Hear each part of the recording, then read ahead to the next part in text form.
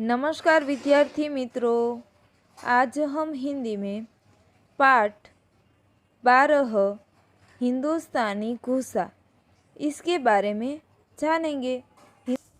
हिंदुस्तानी घुसा। बात तब की है जब भारत में अंग्रेजों का राज था। बात तब की है कि हमारे देश जब आज़ाद नहीं हुआ था, जब हमारे देश पर अंग्रेजों का राज था, तब की ये बात थी।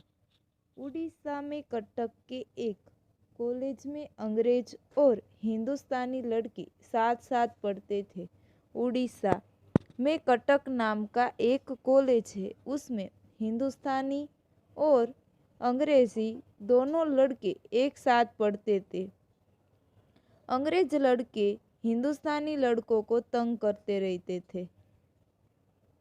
जो अंग्रेज लड़के थे वे हमारे हिंदुस्तानी लड़के को तंग करते थे और काला आदमी कहकर चिढ़ाते भी थे। आपको पता होगा कि जो अंग्रेज होते हैं वे गोरे होते हैं, तो वे सभी लड़के हमारे हिंदुस्तानी लड़के को काला आदमी कहकर चिढ़ाते थे। चिढ़ाना यानी कि परेशान करना। एक दिन एक अंग्रेज लड़के ने एक हिंदुस्तानी लड़के को अपने पास बुलाया। कि एक दिन की बात थी कि एक दिन एक अंग्रेज लड़के ने हिंदुस्तानी यानी कि भारत के एक लड़के को अपने पास बुलाया। हिंदुस्तानी लड़का सहज भाव से उसके पास चला गया। हिंदुस्तानी लड़का सहज यानी कि स्वाभाविकता से और सरलता से उसके पास चला गया। अंग्रेज लड़के ने बात करने के बजाय उसके गाल पर एक जोर का चाटा मारा। साथ ही साथ कहा, यह है अंग्रेजी चाटा। कि अंग्रेजी लड़के ने हिंदुस्तानी लड़के को अपने पास तो बुलाया, परंतु उसके पास बुलाकर अंग्रेज लड़के ने बात करने के बजाय उसके गाल पर एक जोर का चाटा यानी कि तमाचा मार दिया और साथ ही साथ कहा कि यह है अंग्रेजी चाटा, इसे भूलना मत। कि मैंने जो अंग्रेज लड़के ने जो चाटा हिंदुस्तानी लड़के को मारा था, मारकर वे लड़का ये बोला कि इस चाटे को भूलना मत। तभी अंग्रेज लड़के की पीठ पर एक जोर का गुस्सा पड़ा। कि तभी अंग्रेज लड़के के पीठ पर एक जोर का गुस्सा यानी कि थुम्बा पड़ा था। साथ ही साथ आवाज़ आई, यह हिंदुस्तानी गुस्सा है। कि जब हमारे हिंदुस्तानी लड़के ने अंग्रेज लड़के के पीठ पर एक गुस्सा मारा और साथ ही साथ आवाज़ कर उसे कहा कि यह है हिंदुस्तानी गुस्सा, इसे भूलना मत। कि इसे भूलना मत। अंग्रेज लड़के ने पीछे मुड़कर देखा तो सहम गए। कि अंग्रेज लड़के ने पीछे मुड़कर यानी कि फिर कर देखा तो सहम गए। सहम यानी कि आश्चर्यचकित, सहम गए। उन्होंने वहाँ से चुपचाप खिसकने में ही अपनी भलाई समझी। कि उन्होंने वहाँ से कि जिस स्थान पर वे लोग खड़े थे उस स्थान से खिसकने यानी कि उस जगह से निकलने में ही अपनी भलाई समझी थी। वह लड़का अपनी पीठ सहलाना भी भूल गया। कि जब हिंदुस्तान के लड़के ने उसकी पीठ पर एक घूंसा मारा तो वे लड़का अपनी पीठ सहलाना शब्द का अर्थ होता है कि पीठ पर हाथ फेरना भी भूल गया। कि जब जोरों से हमारे देश के लड़के का एक गुस्सा पड़ा तो वे लड़का अपनी पीठ पर हाथ फेरना भी भूल गया।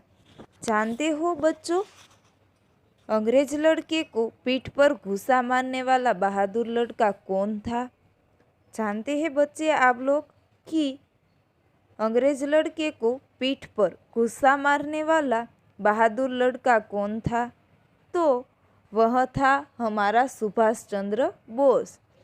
कि जो लड़के ने उन पर गुस्सा मारा तो वे लड़का कौन था? वे हमारे देश के सुभाष चंद्र बोस थे। सुभाष चंद्र बोस आगे चलकर नेताजी के नाम से प्रसिद्ध हुए। कि सुभाष चंद्र बोस जो है वे हमारे देश के आगे चलकर यानी कि आगे चलकर हमारे देश के प्रसिद्ध नेता हुए। उन्होंने अंग्रेज़ों की नाक में दम कर दिया था। कि जो हमारे सुभाष चंद्र थे वे उन्होंने अंग्रेज़ों के सामने खूब लड़ाई की और अंग्रेज़ों की नाक में दम कर दिया। आज़ाद हिंद फौज बनाकर अंग्रेज़ों से डटकर सामना किया। कि आज़ाद हिंद जब हमारे देश पर दूसरे देश के लोगों ने शासन किया था तब हमारे देश के सुभाष चंद्र ने हमारे देश को आज़ाद कराने के लिए फौज यानी कि सेना एक सेना तैयार की थी और उस सेना को नाम दिया था कि आज़ाद हिंद फौज बनाकर उन्होंने अंग्रेज़ों से डटकर यानी कि डरे बिना ही उसके सामने टक्कर ली थी और सभी अंग्रेज़ी सेनाओं के सामने उससे डरे बिना ही उसका सामना कर रहे थे और हमारे देश को आज़ाद किया था। भारत को आज़ाद कराने में सुभाष चंद्र बोस की सेवा को भूला नहीं जा सकता। कि हमारे देश को आज़ाद कराने के लिए हमारे देश के कितने सारे क्रांतिवीरों ने अपनी कई वर्षों अपनी जान सभी अपनी मातृभूमि पर न्योछावर कर दिया था। उनमें है एक जो सुभाष चंद्र बोस है। कि उन्होंने भी हमारे देश को भारत देश को आज़ाद कराने में कितनी सेवाएं दी थी उसे हमें भूलना नहीं चाहिए। और इस पाठ के द्वारा हमें उनकी सभी क्रांतिकारी और हमारे देश को बचाने के लिए उन्होंने कैसी वीरतापूर्वक कार्य किए थे और हमारे देश की सेवा की थी उसे हमें याद रखना चाहिए। कि उन्होंने अंग्रेजी लड़के से डर कर नहीं बल्कि उसका डटकर सामना किया था और हमारे देश को आज़ाद किया था। तभी सुभाष चंद्र बोस ने एक नारा दिया था। कि उन्होंने नारा दिया था कि तुम मुझे खून दो मैं तुम्हें आज़ादी दूंगा। तुम मुझे खून दो मैं तुम्हें आज़ादी दूंगा। ये नारा हमारे सुभाष चंद्र बोस ने दिया था। कि ऐसे तो कितने सारे नारे थे कि जो हमारे वीरों ने हमारे देश की आज़ादी के लिए बनाए थे। उनमें कितने सारे वीरों हैं आप जानते होंगे कि गांधी जी, सुभाष चंद्र बोस, जवाहरलाल नेहरू, लाला लाजपत राय, लाल बहादुर शास्त्री, भगत सिंह जी, ऐसे कितने सारे हमारे क्रांतिकारी थे जिन्होंने अपनी मातृभूमि को बचाने के लिए अपनी जान भी न्योछावर कर दी थी और अपने देश को आज़ाद कराने के लिए उन्होंने कितने सारे बलिदान दिए थे। कि जब हमारे देश पर दूसरे देश से आए हुए लोग अंग्रेज़ी लोग आकर शासन करने लगे तो वे लोग इतने क्रूर निर्दयी थे कि वे हमारे सभी लोगों को बहुत परेशान कर रहे थे। तब इनके सामने डटकर सामना करने वाले हमारे देश के कितने वीरों थे। उन्होंने हमारे देश को आज़ाद किया और आज़ाद करने पर कई सारे सूत्र दिए कि तुम मुझे खून दो मैं तुम्हें आज़ादी दूंगा। जब पहले के समय में हमारा भारत देश सोने की चिड़िया कहलाता था और इस हिंदुस्तानी गुस्सा ये पाठ में हमें बहुत कुछ जानने को मिलता है कि इसमें हमें दूसरे देश के लड़के के सामने कैसे उसका सामना करना चाहिए, कि कोई हमें हैरान परेशान करे तो उसके सामना कैसे करना चाहिए, वे हमें इस पाठ में सिखाया गया है।